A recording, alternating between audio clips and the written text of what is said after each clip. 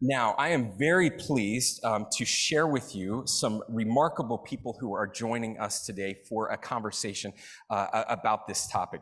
Let me invite all of them up on the stage if they would come. Monica and Tim and Yuval, if you don't mind joining me up here. Monica Guzman will be our moderator.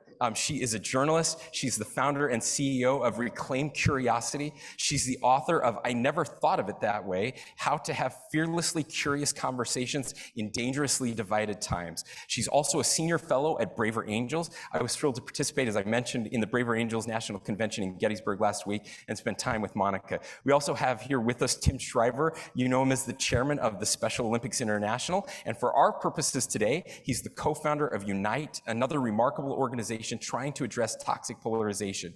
He recently gave a powerful commencement speech at the University of Utah on the topic we're discussing today.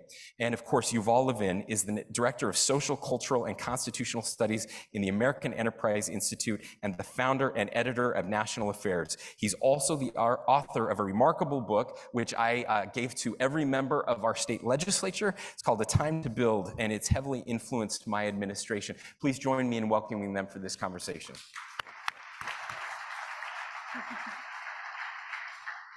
Thank you so much, Governor Cox. Thank you, everyone, for being here. Can I see a quick show of hands? How many of you actually rode the slingshot last night? Here we go. What? I just watched y'all like shaking my head like, no.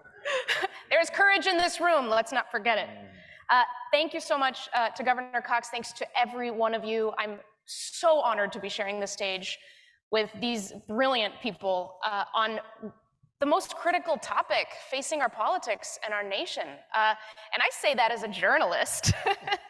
I know that the media is implicated. I know that we're all implicated. I heard a quote not too long ago.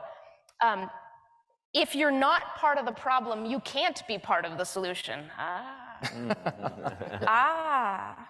Now, I'm a Mexican immigrant. I adopted this country, became a citizen in the year 2000 when I was 17, because my parents went through the process, skipped Seinfeld episodes to study for the citizenship test and all that. And it was immediately clear that we would have very different politics.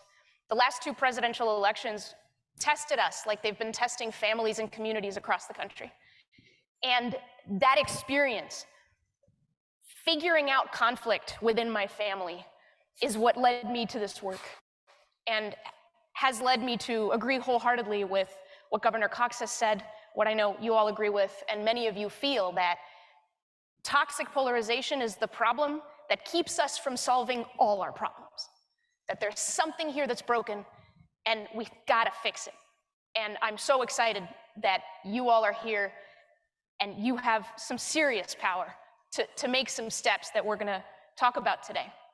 So let's start with the problem itself. And Tim, I want to start with you. Okay. Ultimately, what to you is off about how we treat each other in our politics? Well, first, thank you, Monica. Thank you. And thank you, Governor Cox. Extraordinary speech. If this had been not a hall of your fellow peers, you would have had a standing ovation from, but I know we've all heard so much of this, but I want to just say how moved I was and how important I think the challenge you placed for us at the end, the image of the rising or the setting, will stay with me, and I hope with all of us, because it is a question, right? It's the question we're asking ourselves. Are we part of the generation that will have stood up and answered the call of our time, or are we part of the generation that will cede the mantle of leadership and potentially the future of the country? So thank you to Governor Cox and for welcoming me. And Monica, I just want to say you have conflict in your family. You got nothing on me, baby. Fair. I mean, when you want to make a TV show about conflict, let me just tell you, just come to and that dining room table there with you and Governor Polis, I mean, come on, let's be honest. No, just kidding. That was beautiful and really important. And I just want to say, I think actually it's great that governors do this to give people permission, Governor Cox. It's good for all of us to do this.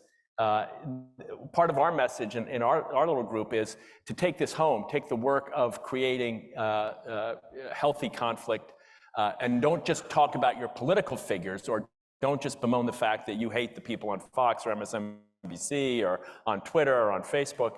Do the work yourself. I would summarize the problem as we've seen it over the last 4 or 5 years, talking to young people and people from all different walks of life, in a simple word, is contempt. We have a new issue in the country. As Governor Cox said so beautifully, there are many issues that we are working on. Not many people are working on this with the same zeal, focus, and discipline as they're working on immigration or all these other issues. We have an issue in the country, which is the erosion of trust Yuval will speak about, but it is the rise of contempt as the problem-solving tool of choice. And how would you define contempt? What, you know, when the you simplest see it, way, how do I you know think, what it is? to put it is, contempt is not when you disagree with what someone thinks, but when you challenge who the person is. It is, in the old-fashioned language, the ad hominem, the way in which we see the problem is the person on the other side, not the issue, not the facts, not the outcomes, not the arguments, not the evidence, but the person. I no longer am disagreeing on the issue of immigration, I'm attacking you. You are the problem. I treat you as though you don't matter. You become not just not good, but potentially evil, and not just potentially evil, but in need of destruction. That is the slippery slope that leads us to the point where the erosion of trust becomes normative, and the risk of violence increases, and the chance, as Governor Cox said, of solving problems disappears. We are pretending, we're kidding ourselves if we treat our opponent with contempt and claim to be about the people's business. We are no longer about the people's business. We are no longer about solving problems. We are now about making points that aggrandize and maybe feed our own addiction to safety and security, but do nothing to solve the problems of the country. So speaking of the people's business, I want to bring in Yuval. You've done a lot of great writing and thinking about the role of institutions. How would you describe what is off about the role our institutions are playing today? Well, thank you very much, Monica, and thank you, Governor Cox, and to all the governors for having this conversation.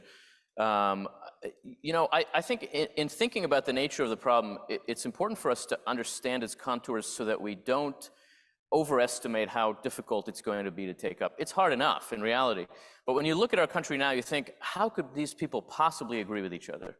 And the fact is, that's not actually the challenge we face. I love the way that this project is named, which is disagree better. The problem we face is not that we've forgotten how to agree in America. The problem we face is that we've forgotten how to disagree.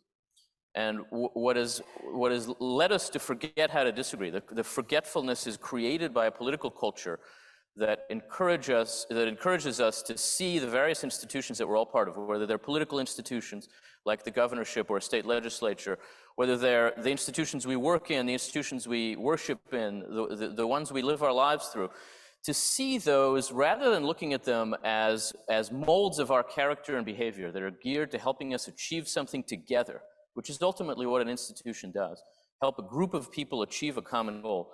We instead, in a lot of parts of American life, have come to see our institutions as platform for ourselves as individuals. You can each think of your favorite state legislator doing this, rather than operating within the framework of a legislative institution in a way that brings differing sides together to work with each other so that they arrive at a conclusion that none of them are perfectly happy with, but all of them can live with. That's what a legislature is for. A lot of people now use those institutions as a stage to stand on and build a personal following and build a personal brand and come to be seen as participating in the work of political expression rather than in the work of governing. These things are related, but they are different. And I think that when we come to forget that our institutions exist to allow us to work together rather than to elevate us as individuals, then we come to think about the political life of our society in a different way. So that rather than seeing it as existing to force people who disagree to sit in the middle of the room together and talk to each other, we come to think that the purpose of our politics is for groups of people who agree with each other to stand on opposite sides of the room and talk about the other group, not with them, but about them, with one another. That's what a lot of our politics has become. And I think that that involves a kind of forgetfulness about how to disagree. Disagreement is absolutely unavoidable. We are a free society. You know, James Madison says in Federalist 10, as long as people are free, there are going to be different opinions in the world. We're not going to agree. That's not the purpose of politics. The purpose of politics is to act together even when we do disagree. And how to do that is a question that all of our institutions in our political life exist to help us address. When we don't allow them to function, when we don't allow them to solve those problems, that's when we lose sight of the possibility of working together across lines of difference. And we come to think people in this country could never work together. We know people in this country can work together. The question is not, is this possible? That was Ben Franklin's question in 1787. We know it's possible, so that if we fail now, it's our fault. It's not the fault of the Constitution. It's not the fault of the history of our country. Those are all complicated subjects that we have inherited and have to work with for good and bad. But we know it can work. The question is whether we can make it work. And that's a question of our own personal responsibility for the future of our society. So Governor Cox, you addressed the 600 delegates at the Braver Angels Convention in Gettysburg last week, and you asked a question that really stuck with me and stuck with a lot of folks. You asked, who benefits from tearing us apart? Why is that an important question, and how would you answer it? Well, I would rather listen to these brilliant people than hear from me. So I'll try to be brief on this.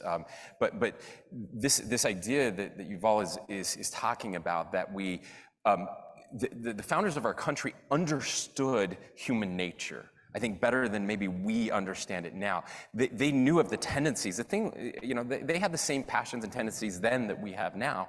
And so they formed these institutions and many others to check ourselves, to check our own natures. And the idea was that we would have a divided government, right? Because we knew what happens when people get too much power and too much authority and too full of themselves. And so the incentives would be put into place to keep those things in check. And what has happened now is, well, again, Alexis de Tocqueville, when he came over here, he noticed that about us. Like these Americans, they just form all these different things, whether they're religious institutions, whether they're different service clubs, all of these things that help us be better, that help us hold ourselves accountable, because individually we're not good at that. And so who benefits from this?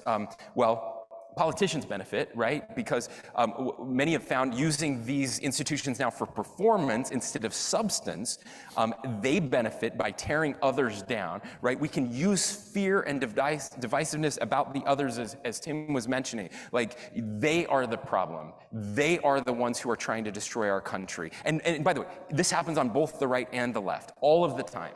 And if you don't vote for me, then they are going to destroy your lives and your kids and our planet, and fill in the blank, right? That's what they are going to do. So they benefit. The media, writ large, benefits from dividing us because, again, human nature is we love train wrecks, right? When you see a literal train wreck, traffic slows down because everybody wants to see the train wreck, right?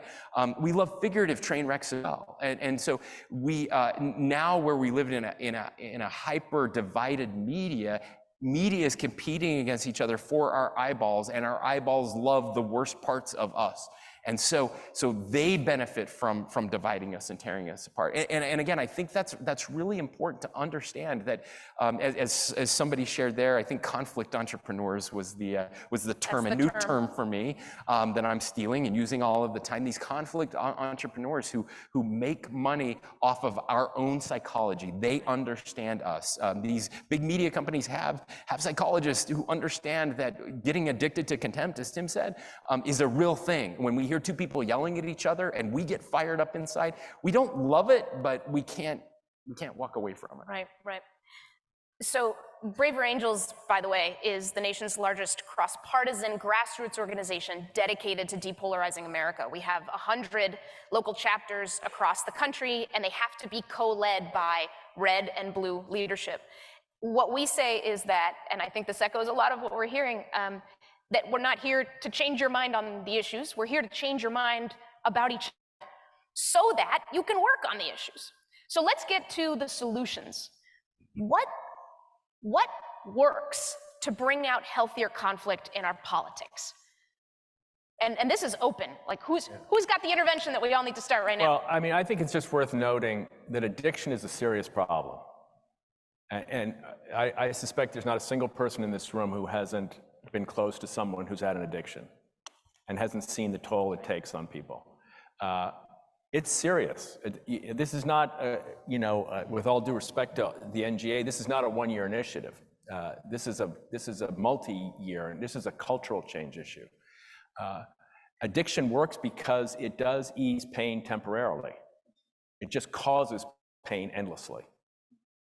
But in the near term, it's a fix. And we are addicted to this. We don't have to be. We can become sober, but sobriety is hard work. And I think that metaphor holds some promise for the severity of the challenge we face and the enormity of the leadership structure that Governor Cox is calling on his fellow governors to provide. You are not going to shake this out of the country without a Herculean effort and some risk. I know you said politically this can work. I agree with you, but there is risk in taking a chance on treating other people with dignity. There is risk on taking a chance on not matching contempt with contempt.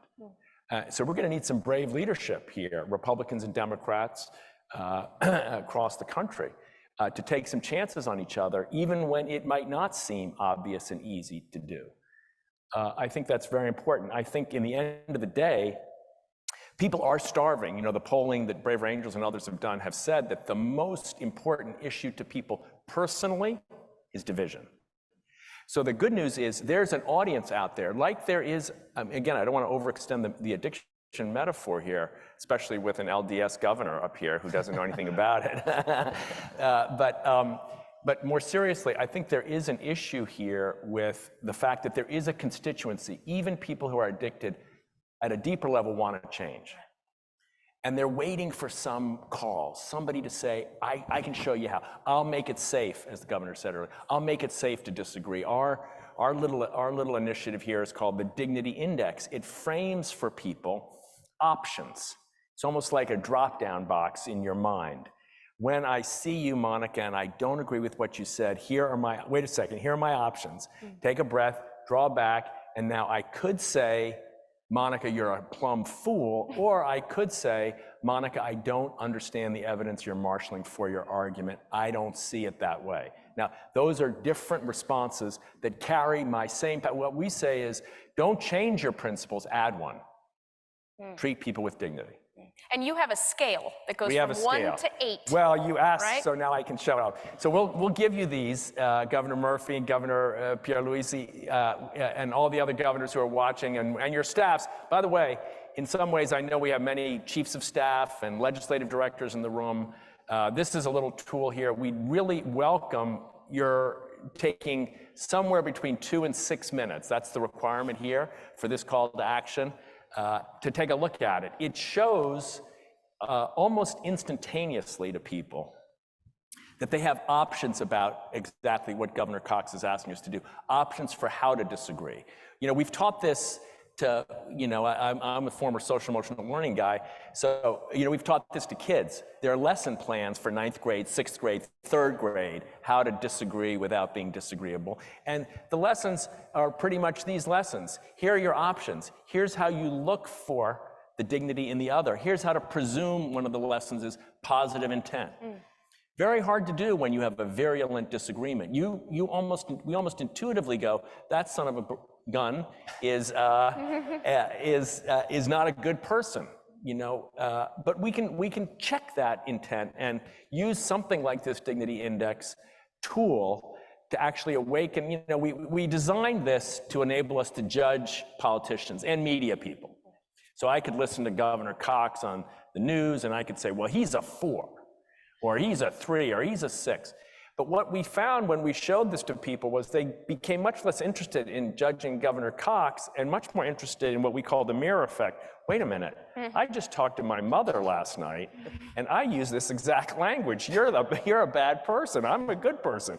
That's a 3. And before you know it, people were taking it to their dinner tables and taking it to their conversations with their friends and their colleagues and their family members and trying to elevate their own game, becoming agents of their own change. Which makes it safer for, we hope, other people to join in the effort. So Yuval, taking us back to the structural, maybe institutional level, what are you seeing that works? What are the interventions you're I think what really works is practical conversation. That is, a politics that's not about the other people, a politics that's about common problems that we disagree about how to solve. Politics works when it is practical. Governors know this better than anybody. When it's not abstract, when it's not just about a big issue, but it's about a problem, a concrete problem we all have that we know needs to be addressed, and that we have to talk about how to address it knowing that we don't all have the same view. I think moving political conversations to practical questions is one way to think about how we can talk about those problems in the first person plural. You know, you mentioned, Monica, you're an immigrant. I'm an immigrant too. I came as a young child from Israel. I became an American citizen when I was 19, and I took the oath actually in New Jersey at the federal courthouse in Newark. And this wonderful old federal judge who gave us the oath, afterwards he got up to make a speech, and I thought he's going to quote Lincoln. It's going to be great. He talked for 2 minutes, and he said one thing. I remember distinctly being disappointed with it, but here I am many years later talking to you about it, because what he said was, from now on, you have to talk about America in terms of we and our, and don't ever say they again and mean America. That's all he said. And that little point has stuck with me ever since. If we find ourselves defining a problem in terms of they, we're doing it wrong. We have to define problems in terms of us and we, and understand that ultimately politics work when we think that we are finding ways to work together towards something, towards meeting a need that we have in common. I think that's the biggest challenge right now. It's very easy to approach politics in a way that says, the problem is the other people. What we need to achieve in this election is for those guys not to win. It's a lot of times you look at those guys and you think, yeah, that's kind of what we need to achieve. But actually, that's not what we need to achieve. What we need to achieve is a politics that can help us address the concrete problems our society has. I think approaching the public that way would be more helpful and constructive, and as Governor Cox is, also more effective and popular. Approaching one another, thinking about our own challenges that way. It seems to me that we overcome these difficulties when we get practical. So, Governor Cox, and I'd love to hear from all of you on this, but what are examples that you know of when healthier conflict led to better policy? Sure. Yeah, lots of examples that I'm very proud of in Utah, and some not so great examples. And I think it's easy to come up with the not so great examples, so I'll spare you those. But I mentioned it's one I'm very proud of. This last legislative session, we had a couple of very controversial issues, and one of them made the news, the other one did not. But we obviously made the news as one of 18 states who have kind of banned or put pause on transgender care for youth. Very divisive topic, right? And we don't need to get in that fight right here. That fight's occurring all around us. But one of the things that happened was I actually brought in, knowing where I stood on this, on the other side of this, took a chance and brought in transgender youth and their parents and the leadership in our state to the governor's residence, the governor's mansion, and then invited legislative leadership as well as the people who were running that bill. And we had a reception together. We shared food. We talked to each other. We got to know each other as real human beings. Now, the debate didn't turn out, the policy didn't turn out the way they had hoped, although there were changes to the bill that were made because of that conversation. Can you name one? Sure, I can name one. One was that kids who are already transitioning were allowed to stay transitioning because of that conversation. Another one was that we set aside $1 million for therapy for kids who would not be allowed to transition, so that they would have some options to help them through a very, very difficult time in their lives. But the other thing that I think is really important was the debate. If you watched our debate and then watched debates from other states, it was very different. It was much more respectful. There was much more dignity in the conversations. We recognized the hard, the hard realities of what was happening here. How could you tell that there was more dignity and respect? Can you give us a concrete... Just through the conversation, I mean, just the words that they were using. I listened to some of the others, really ugly, and again, there's always some ugliness in this, but I heard legislators, with true compassion, and I think it was real, saying, this is really hard, and this is why we're doing this. Let me explain, again, to the point that was made earlier, really getting to the root of why we believe what we believe. But the second one, I think, is far more important. We had two very conservative legislators who were looking, we have a ban on transgender therapy, or excuse me, not transgender therapy. We have a ban on conversion therapy in the state of Utah. They were looking to reinstate conversion therapy in Utah. And to their credit, they went into a room with LGBTQ leadership in our state and basically locked themselves in the room. forced themselves to sit down and have very difficult conversations and get to the heart of this conversation. And when they exited that room, they came out with a bill that permanently banned conversion therapy. It was incredible because not only did that bill pass, but it passed unanimously. Again, in a very red state, they had figured out a way through this together. At the bill signing, I had Equality Utah representing the LGBTQ community and the Eagle Forum, if you know anything about politics, together signing this bill. Now, Americans think that's impossible today. One of the reasons I think it's impossible is nobody covered this story.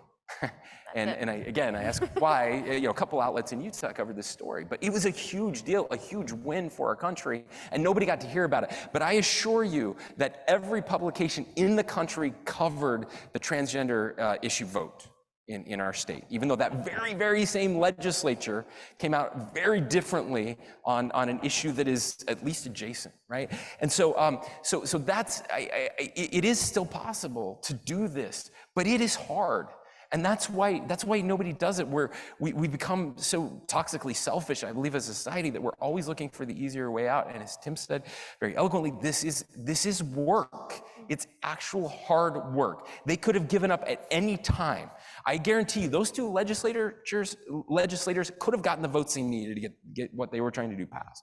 But again, to their credit, they were willing to stick with it. I will also say to the credit of the LGBTQ community, they could have used this as a fundraising issue. They could have sent out emails just talking about how terrible these legislators are. They could have raised a whole bunch of money from all over the country. And they didn't do that either. And I believe both of them deserve a tremendous amount of credit. So we just heard, a concrete case study here. What does it bring up for you two? Whether it's sort of an interpretation of why that worked, or even better, if you know of other examples, you can say, yeah, I saw this happen here, here, here, and here's why it worked. I think one way to think about this is that it's a way of going into a conversation, understanding that you're going to come out of it still disagreeing, but having found a way forward. And that way forward is going to be messy and ugly and not perfect. And there'll still be plenty of reasons to be unhappy about it. You're still going to have to defend it to your primary voters or whoever else worries you. But you've achieved something together. And I think that expectation at the beginning is really crucial. There's a kind of reversal of vocabulary now in our politics, where people say, I have the courage to fight. And what that means is I have the courage to stand here on the side and say that that guy's wrong. Rather than saying, I have the courage to actually engage in the conversation, knowing that at the end of the day, my voters are going to have to hear an explanation from me about why they didn't get everything they wanted, but only part of what they wanted, and why ultimately that's better for our state than the other outcome, which would have been achieving nothing, but feeling very satisfied and complaining about each other. I think what really takes courage now is this kind of work of complicated, practical disagreement. And again, in some ways, governors are the people in America who at least need to hear this. I mean, this is what governors do, but it's become extremely difficult and challenging as a political matter to actually engage in politics. People think that what they're getting into in politics is getting a bigger platform to stand and say why the other side is wrong. But what they're actually getting in politics is a seat at the table to, in fact, talk to the other side about whether it's possible to get somewhere together. That's harder, not easier, and that takes more courage, not less. And I think when it works because people enter the process understanding that to begin with. I'm reminded of a very recent study that showed that when, presumed corrections about facts or whatnot come from one side toward the other side, they're 53% more likely to backfire. So there's this effect where we don't trust each other across the divide, so the more shame we throw or whatnot, it tends to just not do at all what we expect it to do and often make the problems worse. Tim, what did you Well, hear I want to go back a little bit to the question you asked, which is measurement. One of the reasons we built this index was so that we could measure, not so that we could catch people doing the wrong thing, so we could reward people when they give their best effort to treating their opponents or their opposition with dignity. And I think it's a fair challenge to the constituencies, not to the governors themselves, but to the rest of us. Governor Cox or or Governor Polis will get measured on their scores on the environment, on capital punishment, on immigration, on reproductive rights, on everything, right? They'll get a score, there'll be a stakeholder group that's challenging them to improve this score, that will attack them when they don't vote the way they're supposed to, and so on and so forth. There's no one, at least as far as we can tell, who's scoring the level of dignity in our discourse. So we tried to create this, in part inspiration.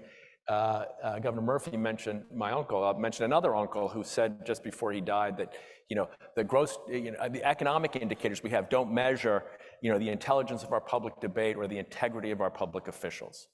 We don't have a score for the intelligence of our debate, the integrity of our officials. I'd like to be able to say that Governor Cox scores very high unfortunately, as compared to Governor X or Y or Z.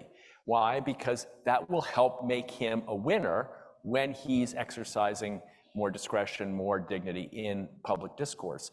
And the reason we want that is because that will help us solve problems like the ones he described. So we do need measures. This is the first step towards a measure that we can use for ourselves. We want to look to measures that we can use to track. Is Utah a state in which higher levels of dignity are seen and perceived by children, by adults, by political figures and so on? That's an ultimate vision.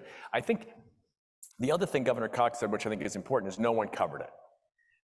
And this is one of the primary reasons why we have what our colleagues at More in Common have called a perception gap. We think Republicans, what they think. And then we talk amongst ourselves based on the toxic viruses we've been ingesting, and we think that they're horrible. And then you can actually look at what Republicans believe or what Democrats believe, and you realize there's this giant gap in our understanding of each other, fueled by media and politics using issues to divide. What you described as them not using the issue to divide, which is a triumph, right?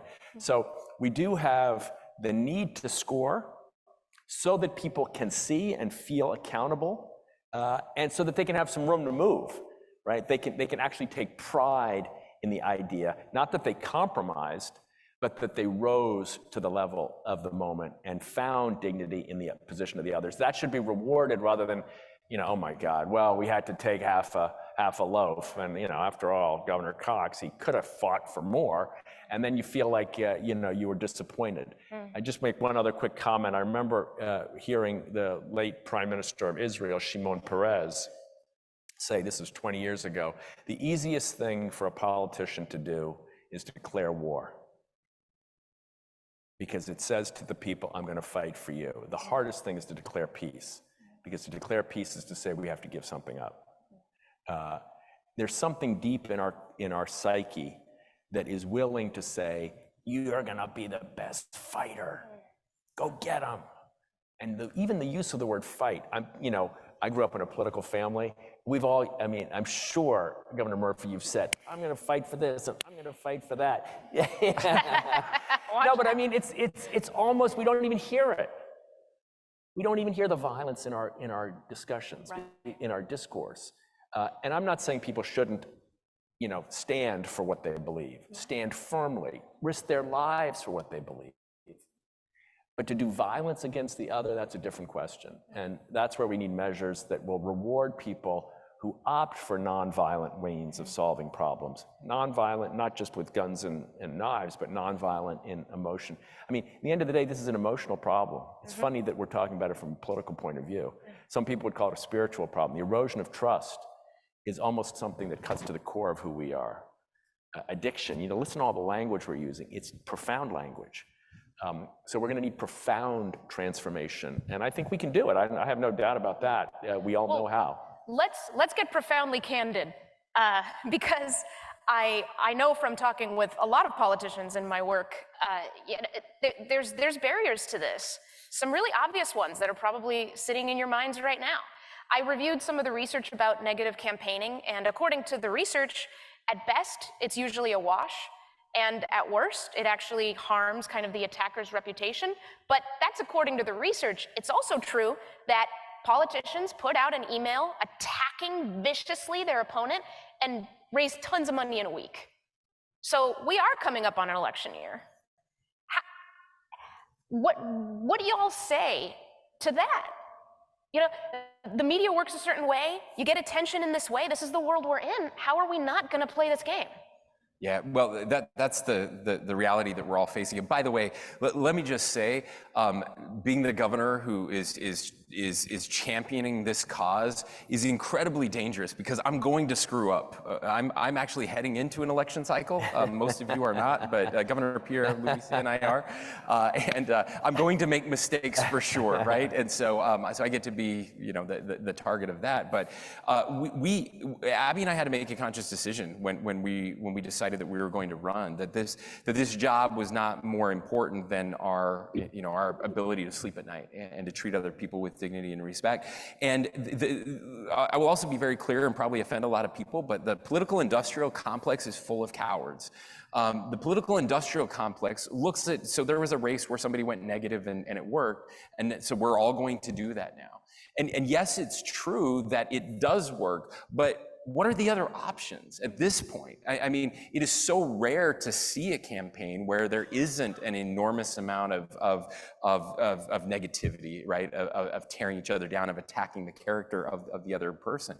And so our hope was that if we were able to run a campaign where we didn't do that and we won, that maybe some of the cowards would copy us. And more importantly, maybe some people who don't run for office or won't run for office because it's so divisive and toxic would say, well, I could do that, right? That being said, we in our primary campaign, we had 3 people running against us, and we were taking all of the incoming because we were leading in the polls. And I'm not going to lie. I mean, I can't lie. Like we had a 10-point lead heading into the last month, and we won by 1.5 points because all of that negative ads, it just attacked, and we weren't willing to attack back. But we did win, and I think that matters. I think that's really important. And I think there is an opportunity if we give people another choice. There was a turning point as we were kind of hemorrhaging support and votes, as we were taking all this incoming. It was on a debate stage, and very end of the debate, and it was brutal. It was 3-on-1 the whole night. And I just said at the end of the day, as I was my closing remarks, I just said, ladies and gentlemen, thank you for giving me this opportunity. You just need to know, if I need to tear down these fine gentlemen to be your governor, I don't deserve to be your governor. And I heard over the course of the next 2 weeks, I heard more about that very comment from people who, that's why they decided to vote for me. And so again, I think there is an opportunity for something else. Yeah, it sounds like there's a way to maybe elevate the intention there, that people see and recognize and go, oh yeah. But it goes back to what Tim was talking about. We don't know how to vocalize what that thing is. Right. We know what their stand is on abortion. We know what their stand is on immigration, but what is their stand on building instead of destroying, on treating people with respect? And as voters, we need to demand that. When you're in a town hall, ask your mayor, ask your member of Congress, what is your stance on treating the other side with dignity and respect? Like, if we could do that, I think we'll be more responsive. You hear this from politicians all the time who say, man, I would love not to do this. Most of the politicians don't enjoy it. Some of them do, and they should not be in office. But most of them do not. Most of them hate what politics has become. Most of them got into it for the right reasons, but again, the incentive structures are such that they just don't see any other way to do it right now. And so I think we just have to break out of this kind of fever dream that we're in, and again, hopefully we have 50 governors who can show that there is a way to do this and give cover to others to try to do it this way, to realize that you don't lose your job. But it is a risk. Turn to open questions here in just a moment, but I want to ask Yuval, so given that you're looking at how we strengthen institutions, and there's certainly a lot of talk about, our institutions are so weak, we don't know how they can handle this. If someone were to ask an elected official, what are you doing to strengthen our institutions and, lead to healthy conflict? What is the thing they should do? What is the thing they can do? Well, look, I think that it's vital for us to understand that the work of our public life is work that is done through the medium of our governing institutions. And that means we have to let them work, rather than to see them as just platforms for political performance art, as a place to stand and get a bigger following. We have to see them as ways to address exactly what Governor Cox is talking about, to allow us to disagree constructively in ways that get somewhere. I think there's a kind of confusion about the word fight.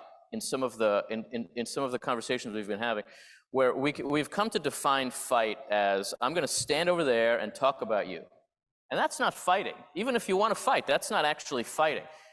Actually disagreeing in a way that gets you somewhere, that's what our institutions are for. I think it's really important for us to think about the word unity that we use so often as a way to try to describe what we're missing, and ask ourselves, what actually is unity in a society like ours? One thing that it is not is unanimity. That's not going to happen in a free society. Unity in a free society does not mean thinking alike. Unity means acting together. And the question of whether we are capable of unity is a question of whether we are able to act together, is a practical question about action, not talk. So much of our politics now suffers from a confusion between talk and action, between expression and action. And political action is really hard. It's a lot harder than just talking. It really does involve a lot of negotiating, a lot of bargaining, a lot of making deals with people in a way that doesn't end up perfectly with what you wanted to begin with. That kind of common action, of actually being willing to act together, that's what unity is, but that's also what actually fighting in politics ought to look like. When we actually disagree, that means we need to engage with each other and see where we can end up. So much of our political conversation is a function of imagining that if things go just the right way on election day, those other people are going to disappear. They're going to go away. And I think we just have to approach our country's life with the understanding that those people are not going away. They're our neighbors. They belong here too. And ultimately, we have to figure out a way to solve common problems in a way that recognizes that they're going to be here just like we're going to be here. That does involve fighting. It's not about civility and being nice to each other and this and that. That's great. Like you said, those are important things too. But politics really is about a certain kind of conflict. It's just that it's about a conflict that has to involve us in acting together. And the inability, the unwillingness to act together is how I think about the failure of our political institutions. Those institutions are there to answer a very hard question. How can you act together when you don't think alike? It seems impossible, but it's not impossible. Everything about the structure of our government is an answer to that question. Everything that's frustrating and mysterious about the Constitution is an answer to that question. How can we act together when we don't think alike? That means, yes, give power to majorities, but also protect minorities. At the same time, I know it's a contradiction.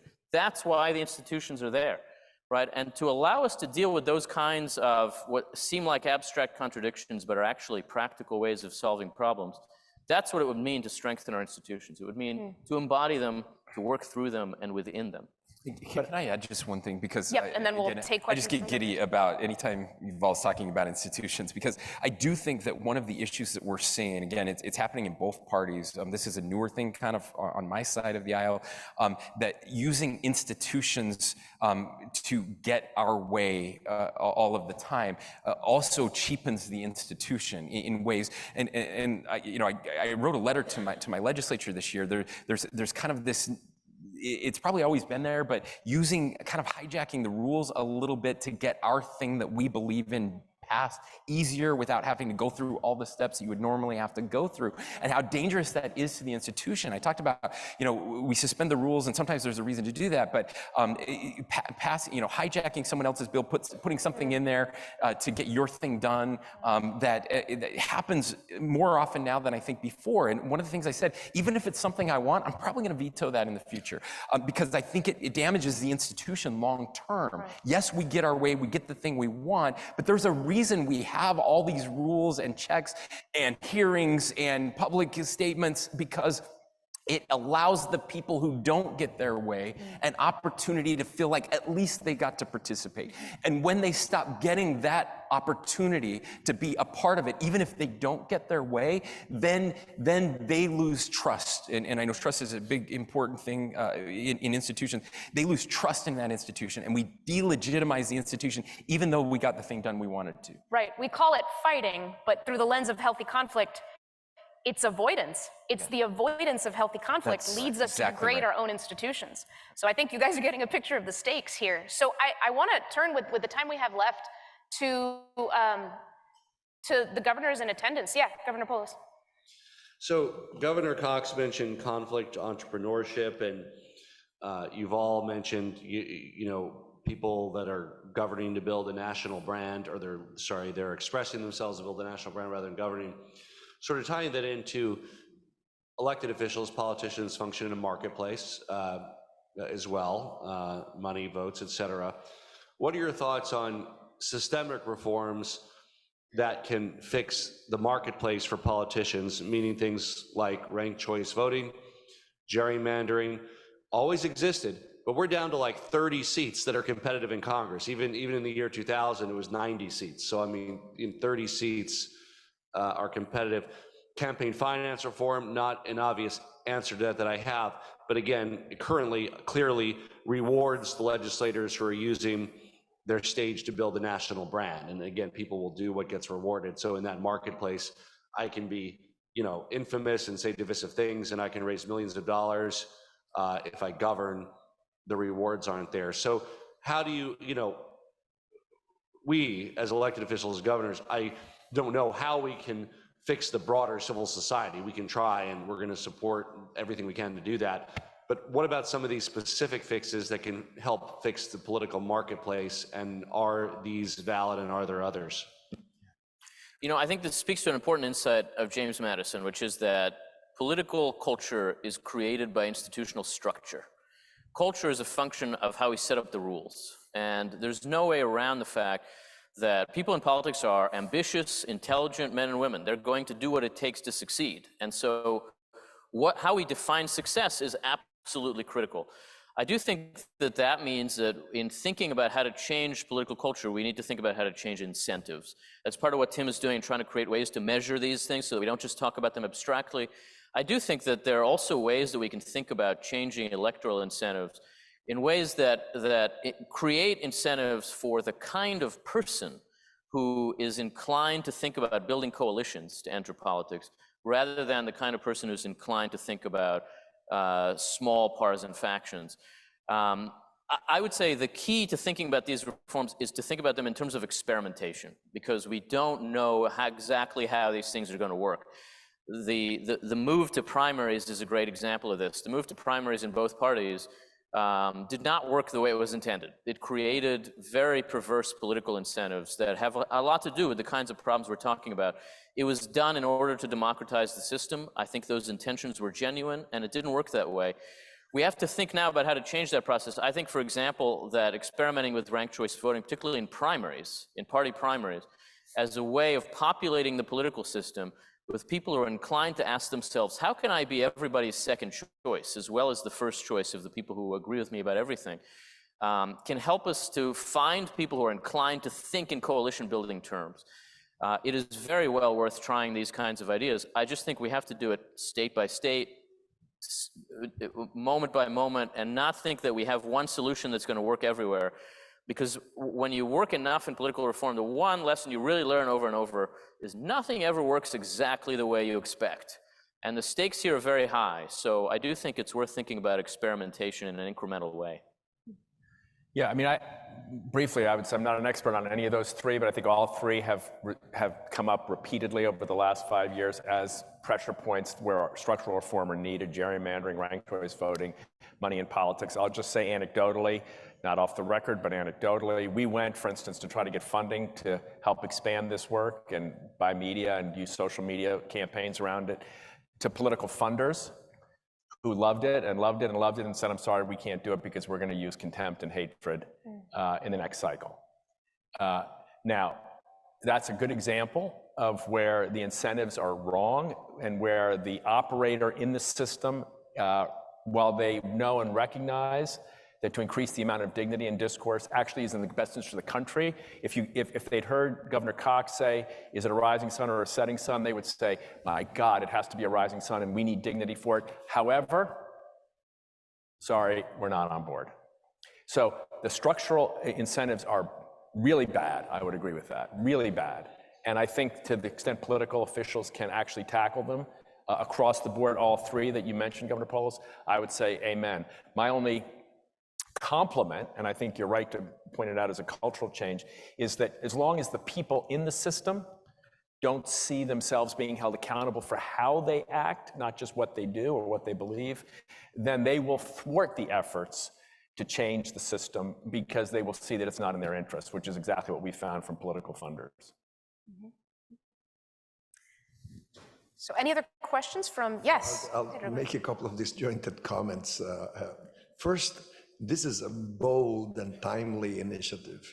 I really respect what you're doing and in a way admire it because as you said, Governor Cox, you'll be running for re-election next year. And I'll be doing the same. Having said that, I identify so much with this initiative, and I'll explain why. Ever since I assumed office 2.5 years ago, I've been trying to do this, partly because it is in my nature, but partly because of the environment I'm dealing with. A couple years ago, the governor of Puerto Rico resigned from office because of mass protests and because his own party's leadership threatened to impeach him. And it was an incredible thing. All of a sudden,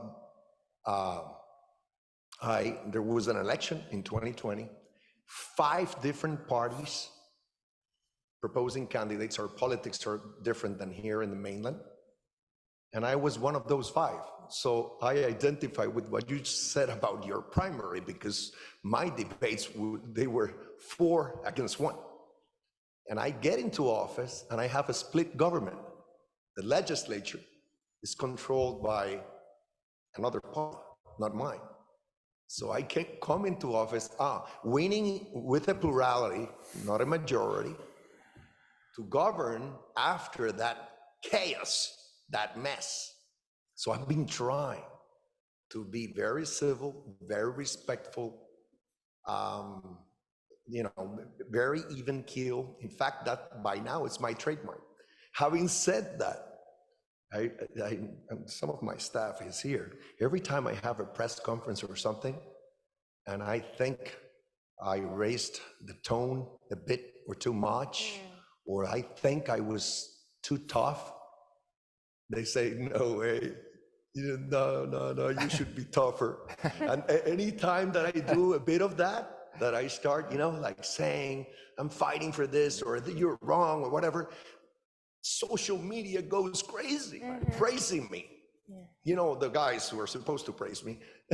And so this is incredible. So I will continue to do this, but I agree, I think you said it, that in our environment, for whatever reasons, what people like these days is the fight in the wrong sense of the word. Right. Just fight to simply kill the messenger as opposed to deal with the message. We continuously kill the messenger as opposed to, let's talk about the issue. So anyway, I'll stop here. I'm enthused about this. I already, recorded a video supporting you on it in both English and Spanish. I enjoyed doing that. Gracias, amigo. Gracias. So count on me on this. Thank you. Because again, I fully identify with your initiative.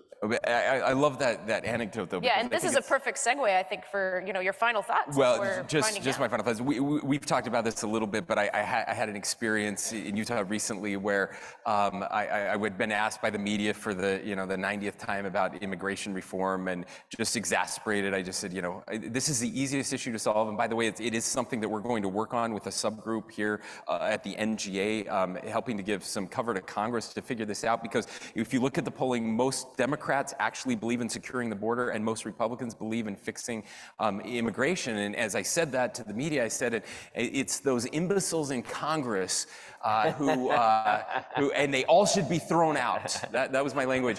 And 10 minutes later, every media outlet in Utah is leading with that. It's social media is blowing up. Same thing, Governor. I'm getting texts from people I haven't heard from in years, like, right on, we agree with you. It's about time someone called them all imbeciles and told them to get out. And then my wife reminded me, you remember your initiative that you're about to launch in a month, right? And she was right. And so I scored very low on the dignity index that day. I will say.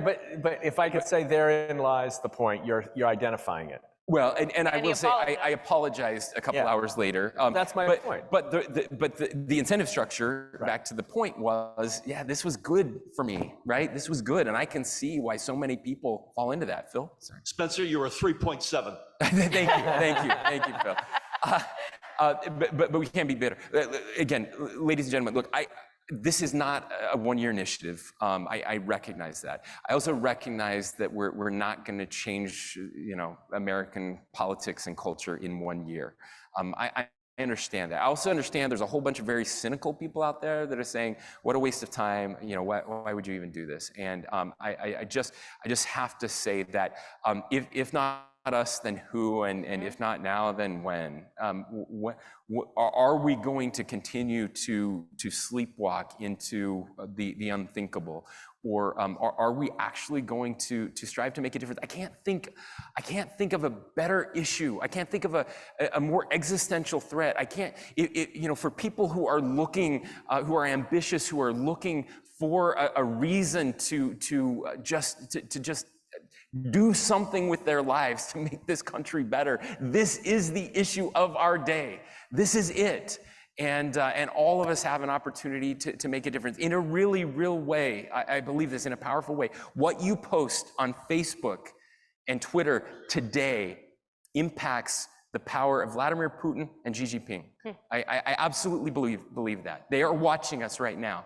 And they don't believe that our best days are ahead. We have an opportunity to do better. Well, with that, I want to thank. I'm going to take the prerogative. I want Please. some closing remarks from these guys. Okay, great. I was instructed to end at time. I know, but I'm the chair now, so y'all just. Fine. Yeah. I'm the captain now. I'm the captain now. I want to hear from these guys. All right, so yes, final thoughts, please, to the room. Well, I would only say amen for one thing. And really, I think it's important for governors in particular to recognize that you're in a place to model this and show this to people. In some ways, you're the people in America who at least need to actually hear this message, because governors, more than anybody, do work this way. Governors have no choice but to be practical. And they are. And in many states, you really model the way in which it's possible to be a practical leader regardless of party. And you do get rewarded, I think, when you're able to do that. But I think it's very important to preach what you practice, to talk about this, and to say why it is that you think it's effective and important to respect people across lines of difference and to work in a practical way. So I would just say this makes so much sense as a governor's initiative, because governors can really teach the rest of the political system how this can work. Yeah, and I'll just say finally, I think it's not lost on me that Governor Murphy and Mrs. Murphy, your initiative and the segue to this initiative, from both sides of the aisle, from different parts of the country, our country risks sort of becoming brokenhearted. And the loneliness and anxiety and fear of the future is deep. And I think we have to accept collectively some responsibility for it. It didn't just happen to us. We've done this to ourselves, and we can undo it. We can undo it. And so this is like this really deceptively simple little thing. It tries to address an enormously complex problem. We have a very simple call to action. Like I said, read it. I would love it. Governor Polis took it to your staff, handed it out, just spent 5 minutes in your next staff meeting. Other governors, just show it to them. If you take it to your campaign consultants, if they're in the room, just show it to them. I mean, don't preach at them, don't scold them, just show it to them. And then maybe meet with your opposing party. Practical, small, concrete steps. Abby has done this in your state for so many people without political office. You don't need political office to do this, but political office has an enormous power to help the rest of us who are anxious and afraid, and many people feeling deeply alone and lost in a country where our collective identity has always been our strength and is now our greatest threat. And when our collective identity weakens, our individual identity becomes more militant, more angry, more hostile, more fearful. That's the specter of our time. You have helped us name it, Governor Cox. And I know that there's a large, millions and millions of Americans whose families and whose personal lives are on the rocks, who are starving for leadership to change it. And we applaud you for that. All right, and we didn't get time to talk about the many organizations and the many people doing great work. Certainly encourage all of y'all to get curious about that. And thank you all so much for this and for this conversation. Good luck. Thank you so Thank you, much. Governor Cox. Thank you, Paul. Thank you. Beautiful.